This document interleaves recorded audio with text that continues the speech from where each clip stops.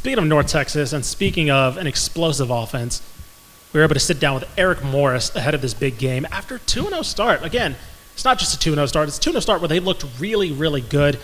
So we're going to get the info from the man himself. Here's our interview with UNT head coach Eric Morris. I'm Mike Raven here, Republic of Football, here with North Texas head coach Eric Morris. Coach, how you doing through the first 2 weeks of the season? Good. So anytime you can start 2-0, I think you're in a good place mentally. Although, last week I think there's a lot of things that we got to clean up. So we're heavy at it right now. What have you liked the most through 2 weeks of the football season? Yeah, I think just the way we're playing together. At times it's been offense, at times it's been defense, at times it's been special teams, and people rising up. And there's been times that the other side of the ball hasn't done well, and just I think the love that these players have for one another, the relationships they've built, the trust that they've built within one another. I just think the camaraderie is so much better, and you can feel that positive energy on the sideline when something goes bad for one side. And the other side is there to pick them up. And so that's been, I think this is a lot tighter group than what we had last year, and I think they're playing for one another. And so as a coach, I think that's always fun to see. Coach, going back to Lubbock this weekend, obviously you played there as a player and coached there for a long time, offensive coordinator. When's the last time you were in Lubbock? Well, my family still lives in Shallowater, all of them, my two brothers and their families, and then my parents. And so Shallowater is, 11 miles from the University of Texas Tech. And so try to get back a couple times a year just to go see family. And then obviously there's nowhere to eat in Shallowater, so or grocery shop or do anything. And so about 2,000 people, no stop sign. We did get a Sonic a couple years ago after I graduated. It's a big deal. So we make the trek over to Lubbock just to be able to do normal life things, and whether it's shopping or anything. But really excited to see what they built over there. I mean, I think the university's done an incredible job. The donors have done an incredible job and really improved the facilities and turned it into a top-notch facility place in the country right now. So excited to see the south end zone. I mean, I think it'll be cool to see that new double T. What Cody Campbell and John Sellers have been able to contribute to that place. Those are two of my teammates, two of my good buddies. And so I'm excited just to see how that place continued to grow. When you were coming up through Shallowater, you were a star football, basketball player. I think you had like 62 touchdowns your senior year. But I read a story that you used to deliver your highlight tapes to Dana Holgerson at Texas Tech weekly. Is that true? Like, I heard you say you recruited Texas Tech more than Texas Tech recruited you. Yeah, that's 100% true. And so I went to camp. My dad's a basketball coach, so I started off, thinking I was going to play basketball. Had a couple offers to play basketball, and just realized, I'm 5'8", and there's not a ton of 5'8" guys out there dominating the basketball floor. And so Wes Welker was there at the time and was dominating. He was about my size. So I thought, between my junior and senior year, I wanted to transition and see if I could kind of do the football thing. So I went to every camp possible. My mom took me on a journey. We went to SMU, to A&M, to Texas, to TCU, to Texas Tech twice. And so, once I got into that mold, I ran good times everywhere, was able to compete and do a good job in the one-on-one sessions. And so I think I caught their eye then. And then obviously, it was going to be hard for me to get recruited because they already had Danny Amendola committed, kind of as their next slot guy and a guy that was going to take over Wes's spot. So that was true, after every I think they had Sunday night practices. So all day Saturday I'd spend in the film room with my dad, and we'd cut it up and I'd make a tape of my highlights. And so, and too, we were playing, not the best competition ever, right? You're playing Milshu and Idlu, but I'd drop it off and, tell Dana, hey, I only had 7 touchdowns last night, or hey, I only had 6 touchdowns last night. And so every Sunday that was my regimen as I go drop off the tape, he'd watch it. And I think I just bothered him so much at some point, they're like, all right, let's just offer this guy and get him here.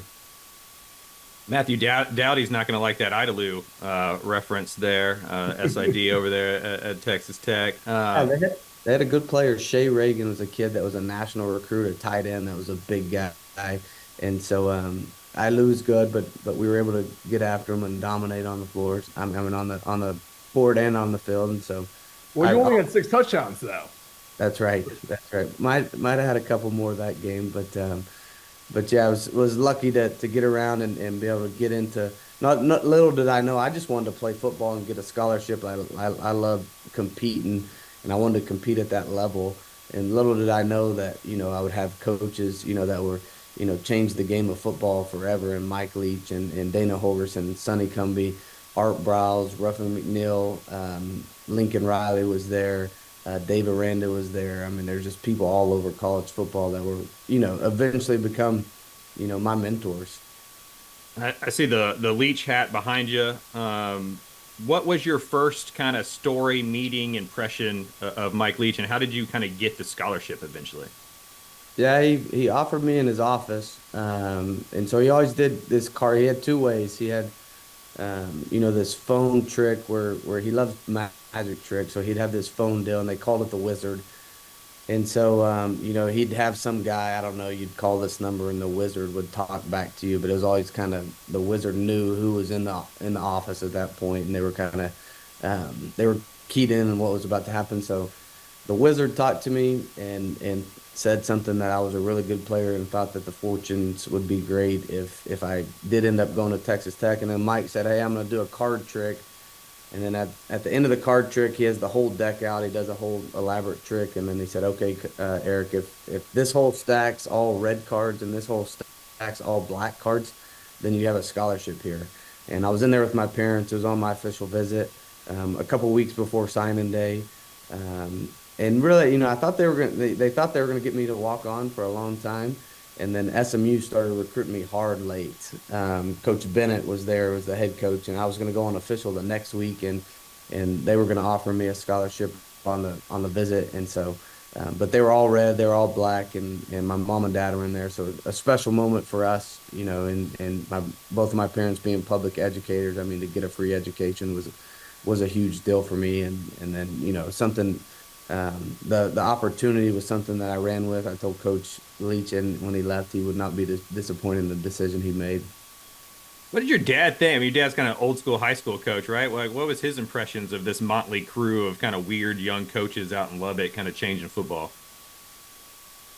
Yeah, I think it was good. They came and watched me play basketball a couple times, and then ironically enough, because they knew they weren't going to lose me. But when they came and did my home visit. I think all the offensive like skill guys were out of town doing other home visits. Leach didn't have time, whatnot, and so they sent Robert and I, who's I don't know if you guys know who Robert and I is, but a big Polynesian me and Robert are really good friends now. But Robert doesn't talk much, big tough guy, and so my parents were really excited to have Robert over at the house. And mom made him a dinner, obviously, and so he comes to shower and he sit in the corner. We have a chair in the corner that doesn't get used much, and he sit there and he probably said 5 words the whole entire time that we were there. And so yeah, it was just I think recruiting was a little bit different back then. Obviously, I mean we didn't have it was right before all the social media phase, so no Twitter, none of those things. Didn't have a profile on Rivals or anything like that, so they gave me 2 stars. I'm still proud of those 2 stars that they gave me on Rivals when I got rated. And so yeah, just a great opportunity for me and my family, and for me to go in and to be able to get my education for free, and then play, right down the road, and some in a Power 4, Power 5 conference at the time was a dream come true. And your position coaches there are Sonny Dykes, TCU head coach, Dana Holgerson, and then Lincoln Riley, I think, was on that staff too. How did that develop you as kind of an offensive mind that you're known as now? Yeah, I had all three of those guys in the position room. Lincoln became, once Dana left my senior year, he became my position coach. And so I thought, every one of them was a little bit different in their coaching style. I thought all of them, and two, it's been fun for me to see now in the chair I sit, just the personalities, and although they got a message across in a very different way, it was always effective. And so, Dana was a guy that loved to dig on you, and he'd find, some comments that would drive you crazy because he knew I'd go out there and work hard. So he'd kind of throw some shots at me and Amendola every once in a while. I thought Lincoln was just bright beyond his years. Like he just understood schematics so well, and really wasn't a guy that could tell us, how to release, how to run routes, how to stick your foot in the ground. He kind of just learned that by listening to Dana and Sonny. But you could tell the big picture of the game. Like I learned so much of just understanding what everybody's doing on the whole field and why we wanted to do certain things. I thought he was did a great job of explaining, not just, hey, you have to outside release, you have to inside release, you have to do this first man, but he'd tell you why and go into detail because this is what the quarterback's doing and this is the timing of the play. And so you could tell from an early age that Lincoln kind of really got holistically the schematics of what we were trying to get accomplished. Now, which one of those three do you think smokes the best brisket? And if you say Lincoln Riley, this interview might be over. I would say I'm probably. I mean, I'm a true West. I got a little white trash in me. I'm a true West Texas guy. I'd probably say me. I mean, I like to, hunt, fish. I got 3 barbecue pits in my backyard, and so I stay strong to my West Texas roots probably a little bit better than all 3 of those guys. What is it about West Texas? Like, what is your favorite part about West Texas? What separates that from maybe kind of the rest of the state in terms of culture and just the people? You said it just there. I mean, I think the people is what makes it special. Gotten so many text messages this week, and it's a big deal for me. I mean, I told my wife last night. I mean, I told my team on the team meeting yesterday is, this does not need to become a distraction. Like this game has nothing to do with me. Like my time is coming, it's gone. Like it's gonna be cool for me to be back and have some memories when I first get there in the stadium. But other than that, like this is about the kids on these 2 football programs that put in work around the clock 365 days a year to go out here for their one of 12 opportunities that are guaranteed to play. And so I think, there'll be a little bit of build, a little bit of emotion, but once that ball's kicked, like it's about our guys and it should have nothing to do with me. Like I want them to go out there and show what they've been working so hard for. And so although, obviously it's a storyline that people are going to pick up on and obviously, being able to, a local kid, I played there, I coached there, have a ton of history there. But I'm so locked in and committed to the North Texas football team right now as I want guys to go out there and perform at a high level. What is it going to take for these guys to go into a place like Jones AT&T Stadium and come out with a win? Yeah, another good point there. I mean, I'm excited for them to experience this atmosphere, right? And hopefully it's as good as what it's been. I mean, they've done an awesome job, I thought, the last 4 or 5 years getting student support and fan support in Lubbock, not only in football but in basketball. You see these sellouts. They have the basketball stadium rocking. They have the football stadium rocking. They have all these cool people come in to Raidergate now. Shaquille O'Neal's a DJ and all these great artists come in there. So I think it's such a production, and so just for them to drive into some of these places and see the tailgating and see the fraternities and sororities all out there getting ready, I think it'll be a neat experience for them.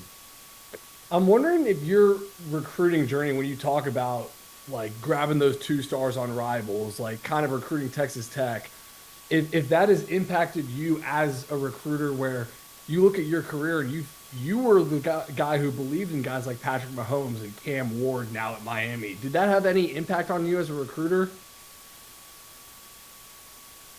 I've just tried to dig into people and see if they're in it for the right reasons. Like I think there's and especially today now with the money that's thrown into the recruiting aspect now is people with a chip on their shoulder, people that are willing to come in and grind no matter what and understand that like this is still a physical sport, this is still a mentally taxing sport, and I think not everybody's cut out to do that, and sometimes you get enamored with things that recruiting sites say. You get enamored with maybe the size or speed of a kid, and you just forget to look at like, hey, are these guys good football players that are good human beings that are willing to go and work well with other people? And so, I think that's the one thing that's thrown a loop a little bit in the portal age and the NIL age is just the team camaraderie. I mean, I think it's so different. I look back at my times in Lubbock, and we went through so many tough times together, and that's what forges those relationships and makes you draw closer together. And so, it's harder to do that. I think you got to find ways to really dig in and build relationships, and you got to expedite those processes a little bit more. But I think that, yeah, is I'm not afraid to take a kid that's underrated or doesn't have stars, as long as I see it in person and I believe that he kind of checks those boxes I just talked about. You talk about expediting that process of culture building. And I know over the summer, y'all had dunk contests, you had putt contests and stuff like that. Was there anything you took from your time at Texas Tech over that summer of culture building? Yeah, so that's where that started. We did the thing called Super Games at Texas Tech. Shoot, we played water polo. I mean, we had basketball competitions. We did obstacle courses. I mean, Leach would do some wild stuff from time to time. And so, yeah, I think that was something that's where I got that idea. And just, it was fun. I think the kids kind of grimace at it at first, and you put them on teams, and it's all these random guys or whatnot. And then by the end of it, you're watching pump, pass, and kick. You're watching, a putt, and these guys are competing and talking trash to one another.